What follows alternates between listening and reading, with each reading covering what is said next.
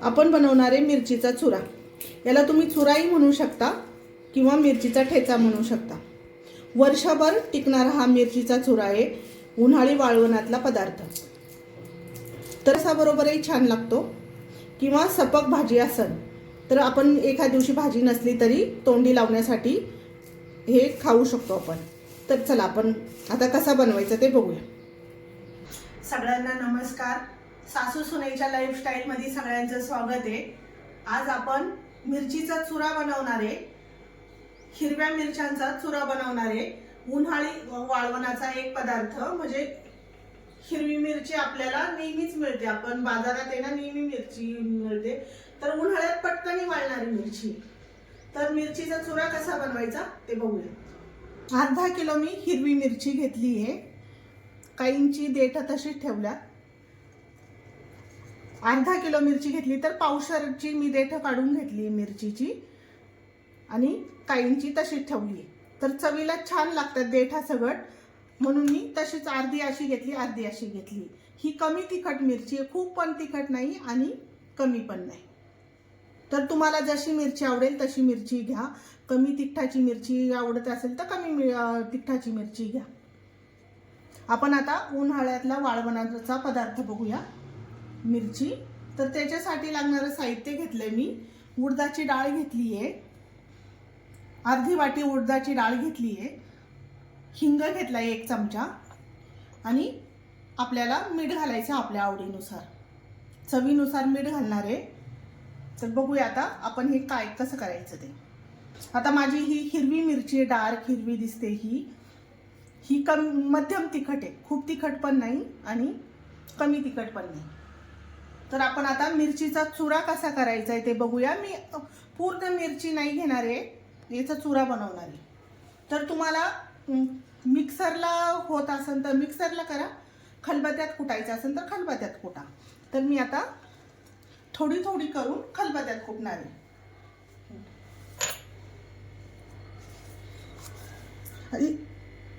थोडी थोडी करून खलबत्त्यात कुटायची।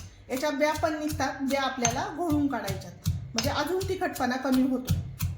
आणि मिरची वाळवली का अजून कमी तिखटपणा होतो मिरचीचा, वाळवल्यामुळं तिखटपणा कमी होतो। हा मिरचीचा चुरासा काढून घ्यायचा आहे आणि सगळी मिरची अशी चुरून घ्यायची आपल्याला। आता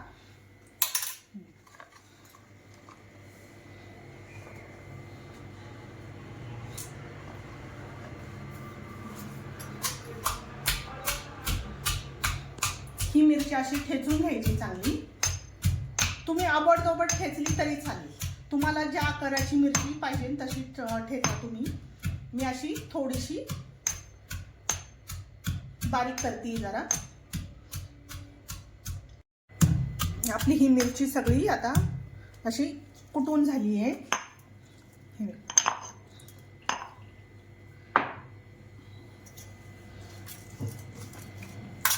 हिला थोडीशी जरा हिच्या ब्या काढायच्यात, घोळून घोळून घ्यायची हिला।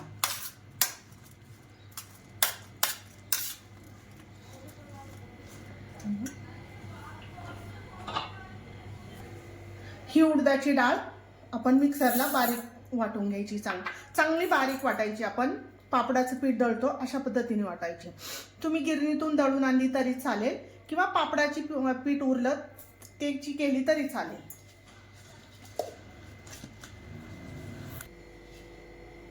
अशी पापडाची चांगली पावडर झाली आहे डाळीची।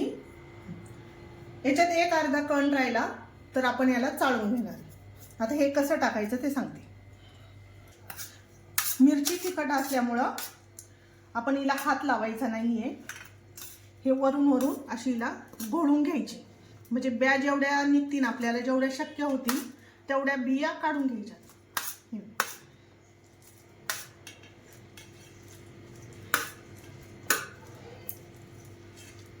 ओली मिरची असल्यामुळं तिखट जास्त असते, म्हणून हिला हात लावला तर हाताची आग होईल। हे बघ, हा चुरा असा काढून घ्यायचा आपल्याला, जेवढा मोठा मोठा असेल तेवढासा काढून घ्यायचा। बाकीचा आपण टाकून देऊया। बी काय होतं, खूप तिखट असते ना, म्हणून बी घ्यायची नाहीये।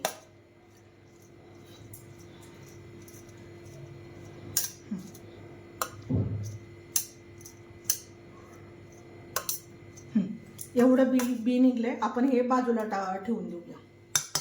ताटात काढून घेतल्यात ह्या मिरच्या मी.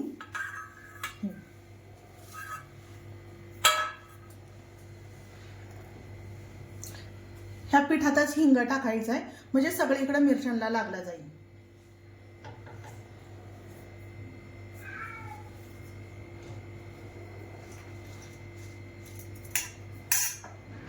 मीठ आधी घालून ठेवायचं नाहीये. मिठाला पाणी सुटतं म्हणून नंतर मीठ घालायचं. 2 चमचे मीठ घातले. मिक्स करून घ्यायचं चांगलं मीठ. काय होतं मीठ घातलं का पाणी सुटतं मिरचीला.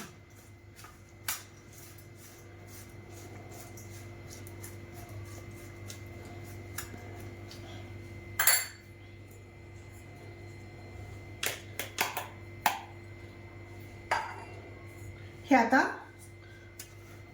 असंच चाळणीने पीठ पेरायचं याच्यावरती. काय होतं सगळीकडे मिरचीला लागलं जातं पीठ. एकाच ठिकाणी लागत नाही म्हणून सगळीकडून मी असं चाळणीने टाकून घ्यायचंय. सगळ्या बाजूने लागलं जातं मीठ आणि पाणी पण शोषून घेतलं पीठ जातं.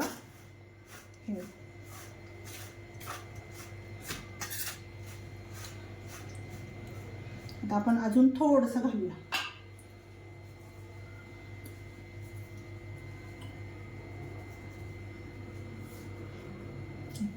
याच्यात थोडीशी डाळ कणी असेल तर ती आपण बाजूला टाकून देऊ.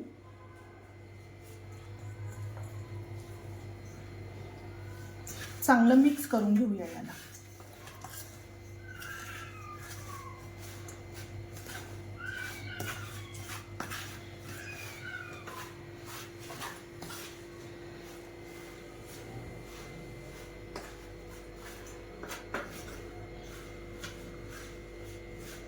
जेवढं खाली पीठ पडलंय ते बाजूला ठेवून द्यायचं आणि वरची मिरची काढून घ्यायची उन्हात वाळवण्यासाठी. याला थोडासा आता ओलसरपणा सुटायला लागलाय. आता आपण ही घोळून घेऊया उन्हात वाळवण्यासाठी. जेवढं खाली पीठ राहिलंय तेवढं राहून द्यायचं.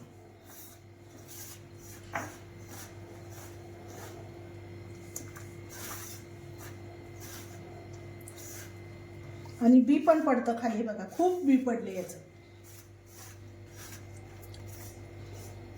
याच्यातले मोठे मोठे तुकडे उचलून घ्यायचे.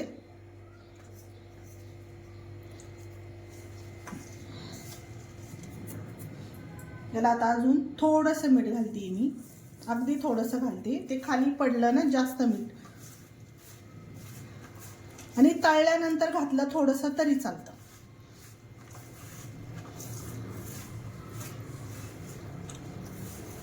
हे बघा मिरचीचा रंग किती सुंदर आला आता याला. आपण आता हे 2 दिवस कडक उन्हात वाळवायचं येईल चांगलं. तुम्ही प्लास्टिकच्या पिशवीवर घातलं तरी चालेल. मी आता हे असंच ताटात ठेवणार आहे. माझ्याकडे कडक ऊन असल्यामुळं मी हे असंच ताटात उन्हात वाळवायला ठेवणार. हे ताट. आपली मिरची चांगली वाळून झालेली आहे कडकडीत. हे बघा 2 चमचे तेल घेतले. तेल आहे ना खूप तापवायचं नाही. ह्या मिरचीला आहे ना मिरची चांगली वाळलेली असते. तेला सुटली का पटकन जळते म्हणून आहे ना तेल खूप तापवायचं नाही. याला थोडंसं अगदी तेल तापवायचं आणि गॅस बंद करायचा. आता ही मी तेल तापवलेलं आहे आणि गॅस बंद केलेला आहे. हे बघा आता मी याच्यात हा चुरा सोडणार आहे मिरचीचा.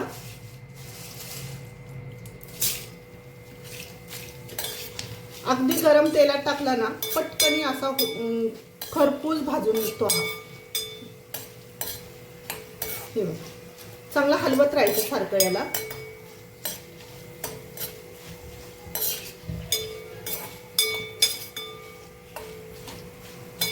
आता आपण याला काढून घेऊया. चांगला तळून झालाय आपला आता हा.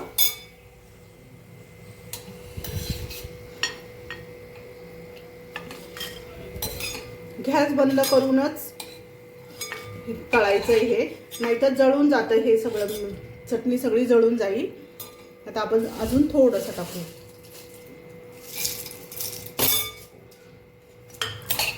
तेल थंड झालं असेल तर पुन्हा थोडंसं गरम करायचं पाहिजे तर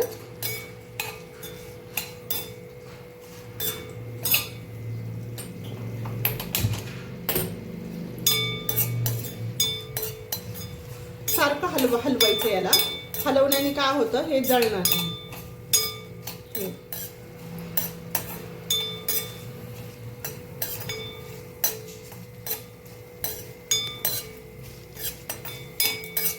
आपलं आता हे झालेलं आहे.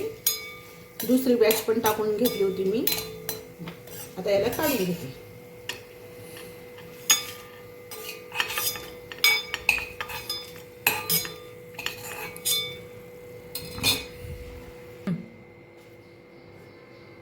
मिरची चांगली तळून झालेली आहे हे बघा. आता याला थोडंसं मीठ घालायचं आहे. पुन्हा याला तळल्यावरती मीठ घालायचं. काय होतं वाळल्यावरती मीठ याचं खाली गळून पडतं म्हणून थोडंसं तळल्यावरती पण थोडंसं याला मीठ घालायचं आहे. म्हणजे जास्त तिखट लागत नाही मिरची. आणि याला चांगला हलवून घ्यायचं असं.